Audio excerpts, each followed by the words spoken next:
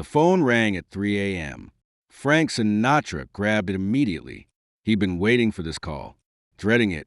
The voice on the other end was Sammy's wife, Alto Vice. "Frank, you need to come now. He's asking for you." Frank was dressed and out the door in 5 minutes. Sammy Davis Jr. was dying, and Frank needed to say goodbye. May 15th, 1990, Los Angeles. Cedars-Sinai Medical Center.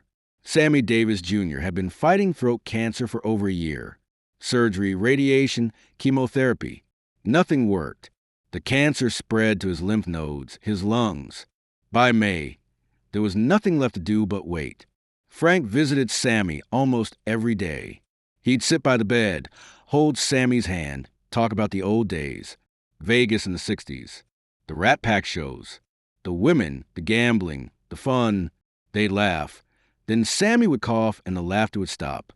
But on May 15th, something changed. Sammy's breathing became labored. His color was bad. The doctors told Alto Vice it was close. Maybe hours, maybe less. Alto Vice called Frank immediately. Frank drove to the hospital breaking every speed limit. He kept thinking about the first time he'd met Sammy. 1941. Both of them young, hungry, trying to make it in show business. Sammy was part of the Will Maston trio, dancing in small clubs. Frank was singing with Tommy Dorsey's band. They'd crossed paths at a club in Detroit. Frank remembered watching Sammy dance and thinking, this kid is special. The energy, the talent, the joy. Sammy gave everything on stage. Frank admired that. They became friends slowly. Show business acquaintances at first, then real friends. By the 1950s, when Frank formed the Rat Pack, Sammy was essential. Dean Martin had the cool factor. Peter Lawford had the Kennedy connection. Joey Bishop had the jokes. But Sammy? Sammy had the soul. He was the heart of the group. Being Sammy's friend wasn't easy, especially for Frank, because Sammy was black, and in 1950s and 60s America, that mattered. Vegas was brutally segregated. Black performers could entertain white audiences, but couldn't stay in the hotels where they performed. They couldn't eat in the restaurants. They couldn't gamble in the casinos. They were second-class citizens. Frank hated that. When the Rat Pack performed together, Frank insisted Sammy get equal treatment. If the hotel wouldn't let Sammy stay there, Frank threatened to cancel the show. If the restaurant wouldn't seat Sammy, Frank wouldn't eat there. Frank used his power to force integration, at least for his friends. The casino owners hated it.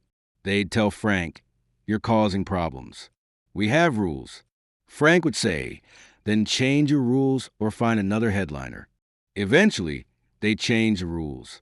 Not because they wanted to, because they needed Frank Sinatra more than they needed their racist policies.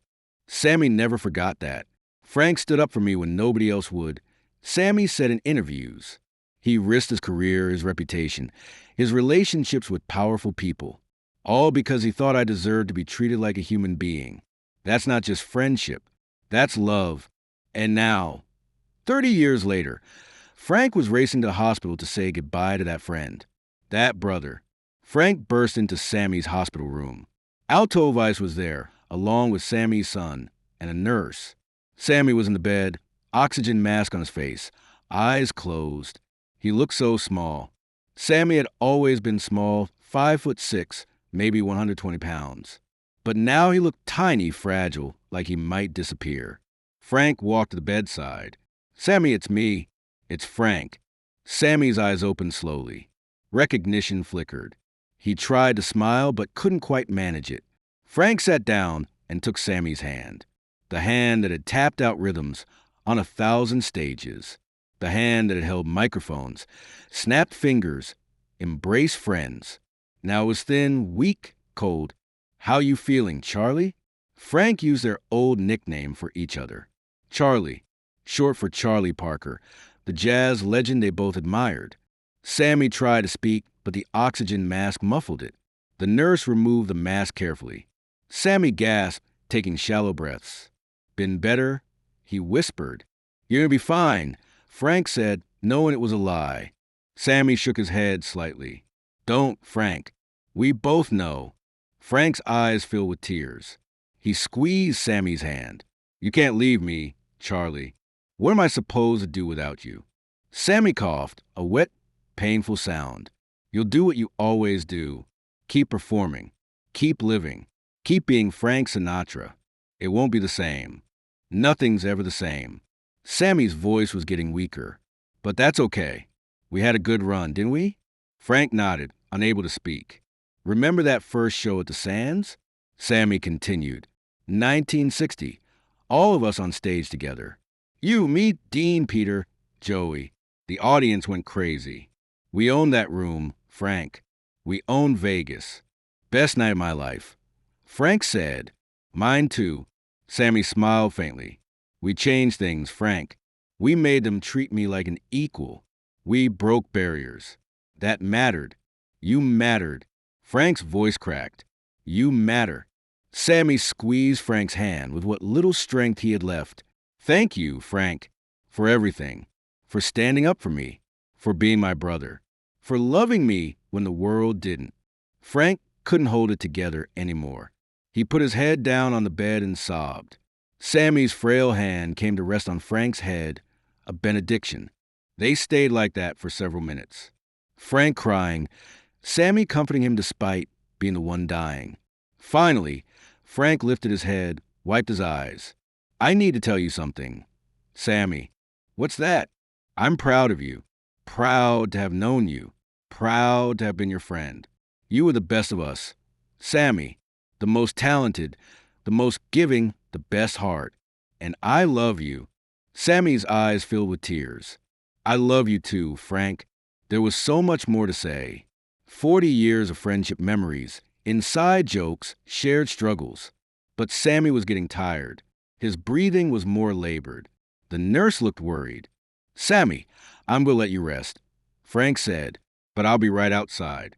I'm not leaving this hospital until... Frank couldn't finish the sentence. Sammy understood.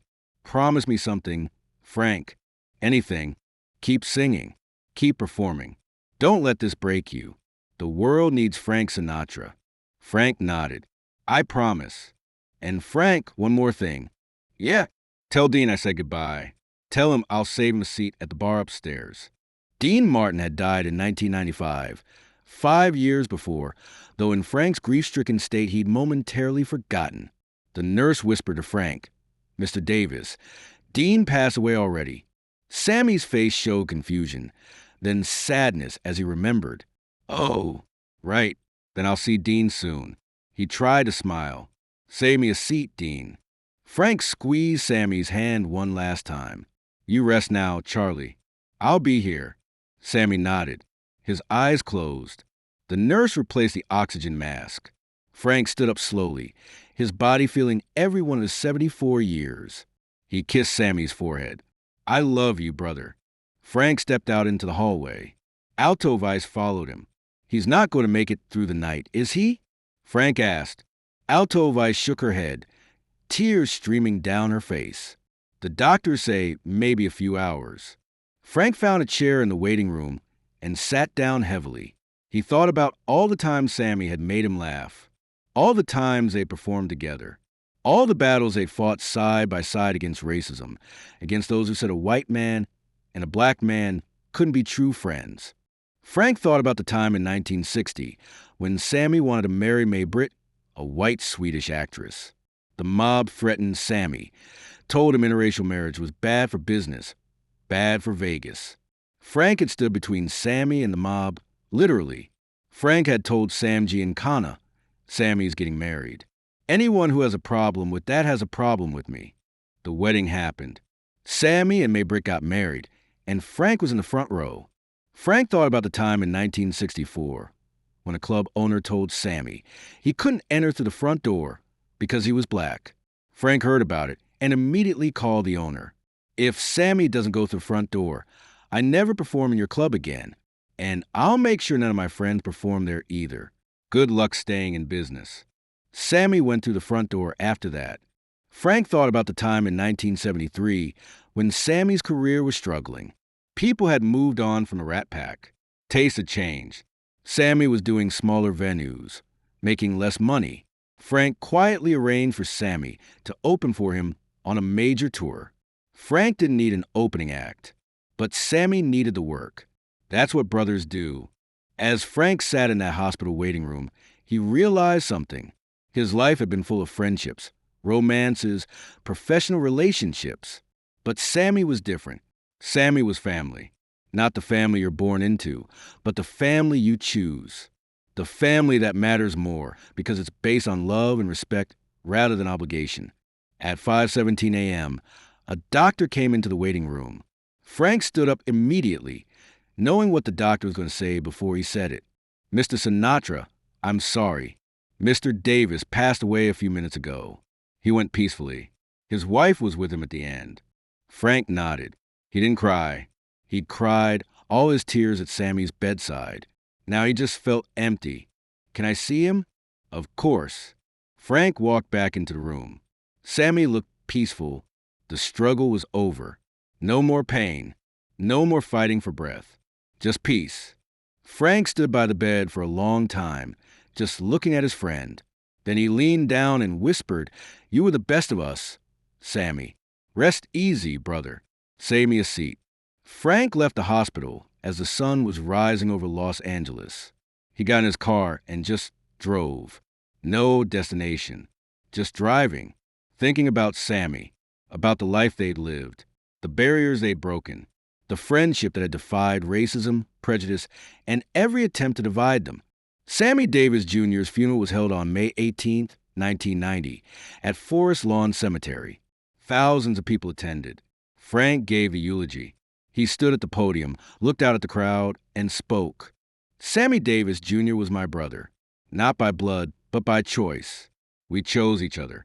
40 years ago, we chose to be friends despite the world telling us we shouldn't be. I'm white, he was black. I was Catholic. He converted to Judaism. We had every reason to be strangers, but we became brothers." Frank paused, fighting emotion. "Sammy taught me that friendship transcends race, religion, politics. Friendship is about seeing someone's soul and loving what you see. I saw Sammy's soul. It was beautiful, pure, talented beyond measure. And I loved him." Frank's voice cracked. "I'm going to miss him every day. I'm going to miss his laugh, his energy, his talent. I'm going to miss having someone who understood me, who knew my flaws and loved me anyway. I'm going to miss my brother." Frank couldn't continue. He stepped away from the podium and sat down, sobbing. Dean Martin's daughter came up and hugged him. Several of Sammy's family members embraced him. Frank Sinatra, the toughest man in show business, cried like a child. After the funeral, Frank made a decision. He never performed Mr. Bojangles again. It had been one of Sammy's signature songs. Frank had performed it occasionally as a tribute to Sammy. But after Sammy died, Frank couldn't do it. Too painful. Too many memories. Frank also kept the promise he'd made to Sammy. He kept performing. Even though his health was declining, even though his voice wasn't what it used to be, Frank kept taking the stage. Because Sammy had asked him to. Because that's what you do for a brother. In 1995, Frank gave what would be his final interview. The journalist asked about his greatest friendships. Frank didn't hesitate. "Sammy Davis Jr., best friend I ever had. We went through everything together. The good times, the bad times, the fights, the triumphs. He was my brother. What made your friendship so special?" Frank thought for a moment. "Sammy never judged me, never tried to change me. He accepted me exactly as I was, flaws and all. And I did the same for him. We fought for each other, protected each other, loved each other. That's what real friendship is. Do you miss him?" Frank's eyes filled with tears. "Every single day. There's a hole in my life that nobody can fill. When Sammy died, part of me died with him. What would you say to him if you could talk to him one more time?" Frank smiled through his tears. "I'd say, Charlie, you were right. We had a hell of a run. And I'd say I kept my promise. I kept performing. I kept living, just like you asked. And I'd say, I can't wait to see you again. Save me that seat at the bar. We've got 40 years of catching up to do." Frank Sinatra died on May 14, 1998. 8 years and one day before the anniversary of Sammy's death. Some of Frank's friends said it wasn't a coincidence. Frank had been hanging on, but when that anniversary approached, he was ready to let go, ready to see Sammy again. At Frank's funeral, one of his daughters read a letter Frank had written years earlier. It was addressed to Sammy. The letter said, "Charlie, if you're reading this, it means I've finally joined you. I hope you saved me that seat like you promised. I hope Dean's there too. I hope we can all be together again like the old days. The three of us performing for eternity. No racism, no prejudice, no barriers. Just three brothers doing what they loved. I never told you enough how much you meant to me. I never said thank you enough for the joy you brought into my life. So I'm saying it now. Thank you, Sammy. Thank you for being my friend. Thank you for being my brother. Thank you for teaching me that love is stronger than hate. I'll see you soon, Charlie. Save me that seat. Love, always, Frank." There wasn't a dry eye at the funeral. That's the true story of Frank Sinatra and Sammy Davis Jr. 40 years of friendship, barriers broken, racism defied, love triumphant, and a promise kept until the very end. The phone call at 3 a.m., the hospital room, the final words, the tears, the love, and the promise that even death couldn't break. Frank Sinatra and Sammy Davis Jr. proved that friendship transcends everything: race, religion, prejudice, even death itself. They were brothers. And when Sammy took his last breath, Frank was there, holding his hand, telling him he loved him. That's what matters. Not the fame, not the money, not the performances. The love between two men who chose to be brothers. Sammy died on May 16, 1990. Frank followed on May 14, 1998. And somewhere, we'd all like to think they're together again, sitting at that bar, laughing about the old days, performing for eternity. Two brothers, reunited at last, the way it always should have been.